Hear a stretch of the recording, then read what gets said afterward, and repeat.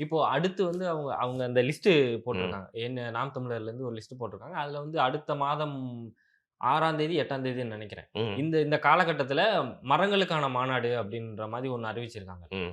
ஆக்சுவலா இது பொதுவெளியில மக்கள் பார்க்கும்போதோ, இல்ல எதிர்க்கட்சி இப்ப திமுக தான் அதிகமா விமர்சிக்குதும்போது, இது வந்து ஒரு ட்ரோல் மெட்டீரியல் நம்மளே குடுக்குற மாதிரி அப்படின்ற மாரி பேசுறாங்க. அப்பன்னா நம்ம வந்து ரொம்ப நம்ம தான் வந்து மக்கா இருக்கோம், ம். முட்டாளா இருக்கோம் அப்படின்னு அர்த்தம். திருப்பியும் சொல்றேன். இங்க மரங்கள் அப்படிங்க அதே பாட்டுக்கு இருக்குதுங்க அப்படின்னு நெனைக்கிறோம். ம். ஒரு ஏப்ரல், மே வந்தா தான் உங்களுக்கு மரம் எங்கேயா இல்லன்னா, அது அதோட கஷ்டம் வந்து புரியுது. அது மட்டும் இல்லாம ஒரு வீட்ல வந்து மரம் என்னென்ன மரம் வைக்கணும் அப்படிங்கிறத நம்மாழ்வார் தானே வந்து சொல்லியிருக்காரு. ம். அவர் தானே அதிகமா விஷயம் பேசியிருக்காரு. ஆமா. நெல்ல பத்தி நெல் ஜெயராமன் வந்து எவ்வளோ கஷ்டங்கள் எடுத்து வந்து மீட்கணுன்றதுக்காக எவ்வளோ விஷயங்கள் ம். பண்ணியிருக்காரு. அந்த மாரி யாராவது ஒருத்தர் முன்னெடுப்பு பண்ணணும். இதெல்லாம் வந்து யாருமே பேசல.